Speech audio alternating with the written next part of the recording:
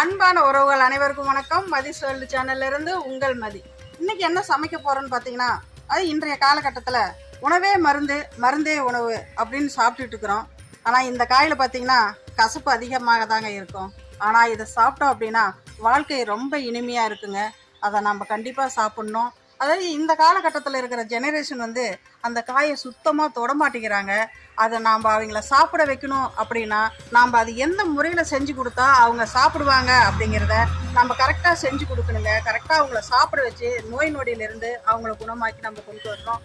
அதாவது அந்த காய் எப்படி செய்யலாம் அப்படிங்கிறத இன்னைக்கு நம்ம பார்க்க போகிறோம். ரசிப்போம், ருசிப்போம், சுவைப்போம். வாங்க வீடியோக்குள்ளே போகலாம். பாவக்காய்ங்க நல்லா தண்ணியில் கழுவிட்டு பாருங்க, இந்த மாதிரி ரவுண்ட் ரவுண்டாக அரிஞ்சு வச்சாச்சு. இப்போ சட்டியில் போட்டு வணக்கிக்கலாங்க. எண்ணெய் ஊற்றி வணக்கிக்கலாம்.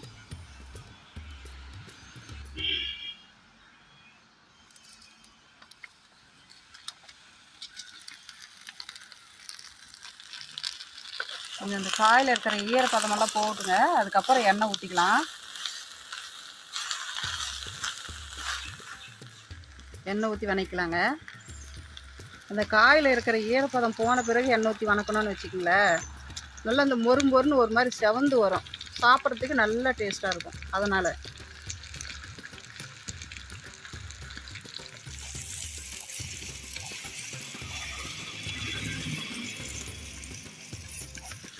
நல்லா வணக்கலாங்க. காயில் எண்ணெயில் நல்லா வணக்கிக்கலாம் காயை.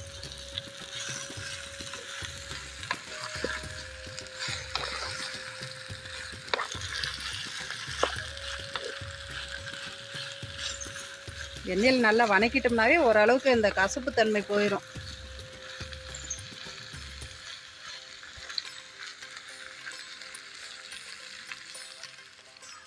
காய் நல்லா வணங்கிருச்சுங்க. கலர் பார்த்தீங்களா? கலர் கொஞ்சம் நிற மாதிரி வந்துருச்சு. நல்லா வணங்கிருச்சு.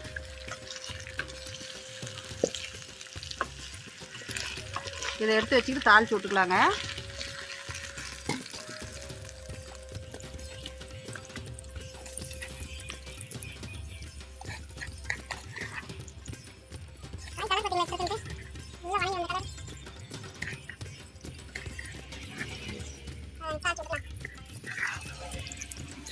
அதே எண்ணெயிலே குழம்புக்கு எண்ணெய் ஊற்றிக்கலாங்க.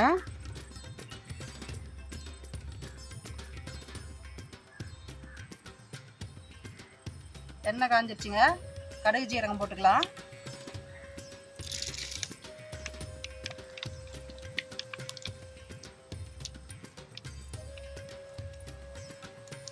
பூண்டு இவ்வளோ போட்டுக்கலாங்க.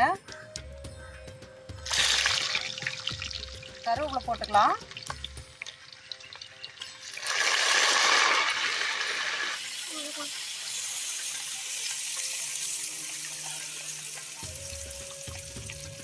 வெங்காயம் போட்டுக்கலாங்க.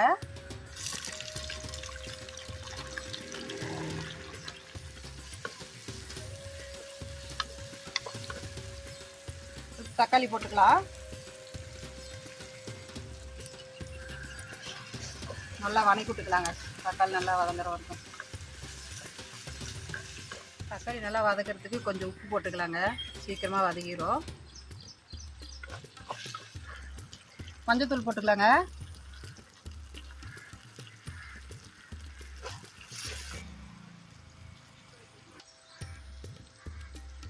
கறி மசாலா தூளும் குழம்பு மிளகாய் தூளும் கொஞ்சம் போட்டுக்கலாங்க.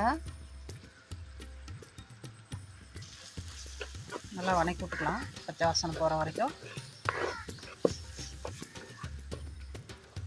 புளி ஊற்றிக்கலாங்க.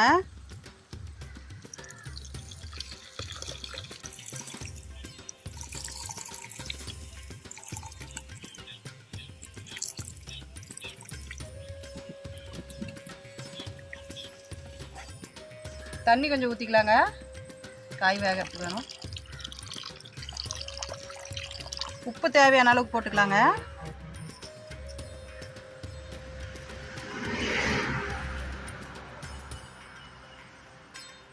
குழம்பு நல்லா புளி நல்லா கொதிச்சு வரட்டுங்க.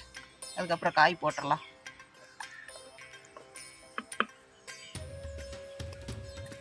குழம்பு கொதிச்சுன்னு பார்க்கலாங்க. நல்லா கொதி வந்துருச்சு. கொதிச்சல எண்ணெய் இப்போ காய் போட்டுக்கலாங்க.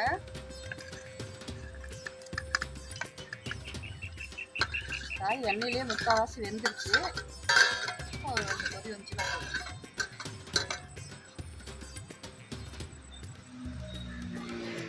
தேவையான மாதிரி இருக்கு பாருங்க பாவக்காய்.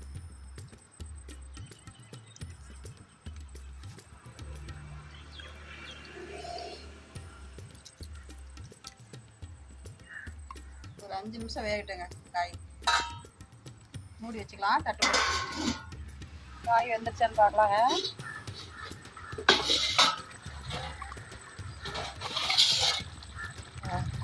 சூப்பராக இருந்துச்சு.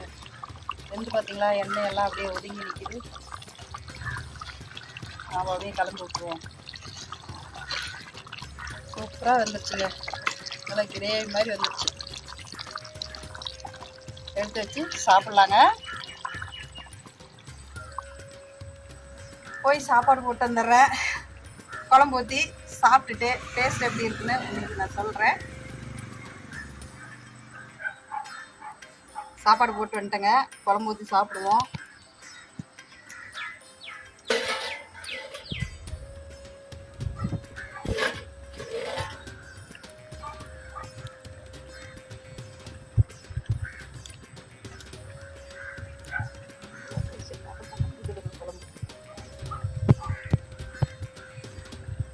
நான் விரும்பி சாப்பிடக்கூடிய குழம்புல பாவக்காய் குழம்பு ஒன்றுங்க.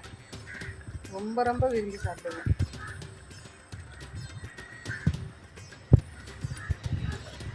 குழம்பு ஊற்றியாச்சு. சாப்பிட்டு பார்க்குறேன். பாவக்காய் குழம்பை பொறுத்த வரைக்குங்க, சுட சுட சாப்பிட்றத விட நல்லா ஆற வச்சு காலையில் குழம்பு வச்சோம்னா சாயந்தரம் சாப்பிட்ணும். சாயந்தரம் குழம்பு வச்சோம்னா அடுத்த நாள் காலையில் சாப்பிட்ணும். அப்படி சாப்பிட்டோம்னா தான் இதனுடைய மகிமை என்னங்கிறது நமக்கு தெரியும். அவ்வளோ டேஸ்ட்டாக இருக்குங்க. சாப்பிட்டு பார்க்குறேன்.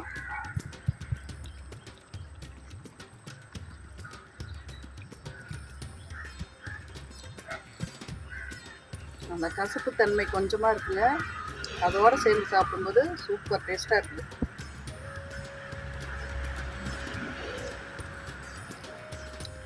சூப்பராக இருக்குதுங்க குழம்பு.